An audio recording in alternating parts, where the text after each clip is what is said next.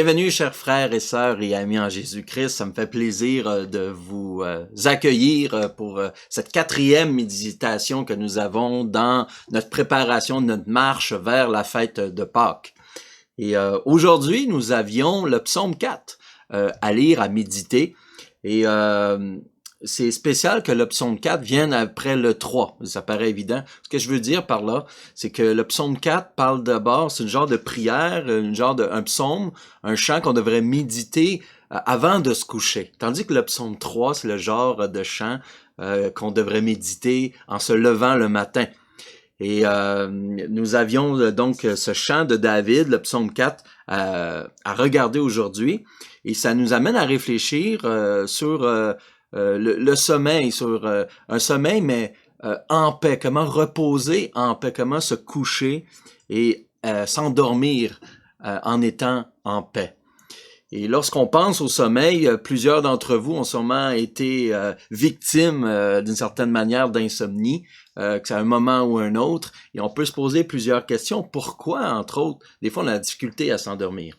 Il peut y avoir des raisons assez flagrantes, il y a un événement majeur, un traumatisme peut-être qu'on a eu dans la journée, là, une mauvaise nouvelle vraiment qui est arrivée, et on repasse ça sans cesse.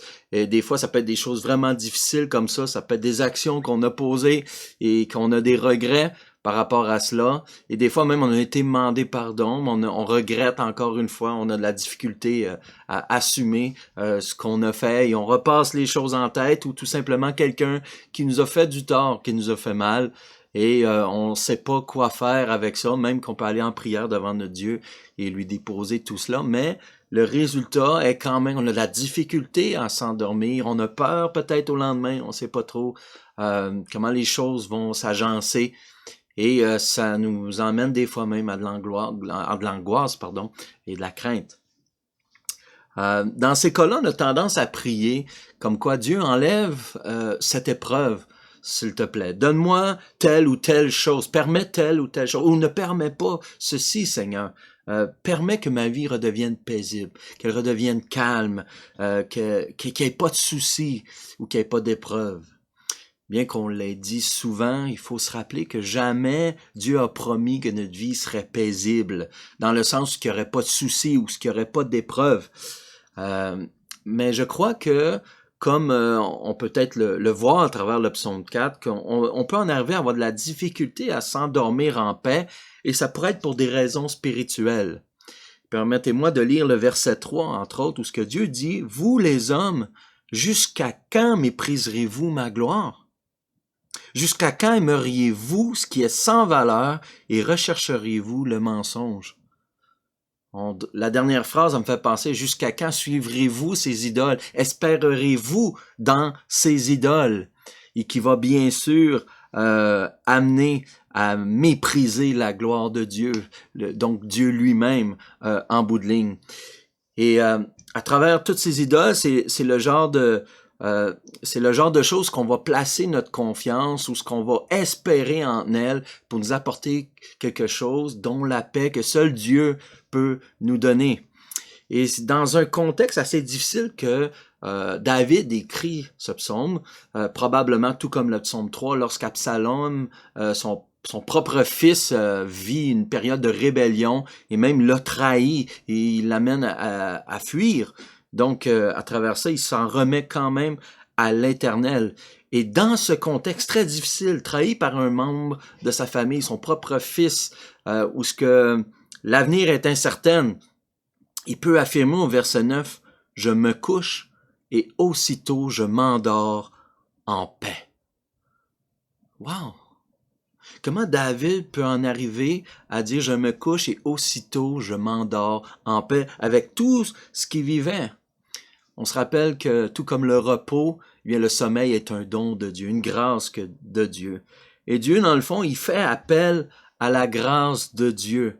Il a placé sa confiance dans le Dieu de justice. On voit ça dans les premiers versets. Il dit, « Quand je crie, réponds-moi.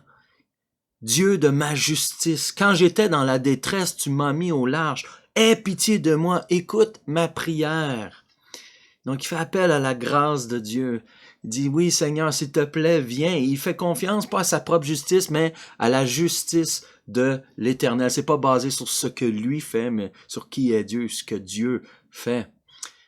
Ce qui en arrive à comprendre l'Éternel, au verset 8, il dit, « Tu mets dans mon cœur plus de joie qu'ils n'en éprouvent quand abondent leur blé, leur vin et leur huile. » Il compare, lui, est dans sa relation avec Dieu, toute la joie qui déborde, malgré que les autres, ils voient ses ennemis, sont comblés de toutes bonnes choses. Donc, il compte les bienfaits de Dieu, et étant conscient de cela, Dieu apporte quand même plus de joie. Dieu donne plus de joie que toutes nos idoles. Dieu apporte ce qu'on a réellement besoin, dont la paix.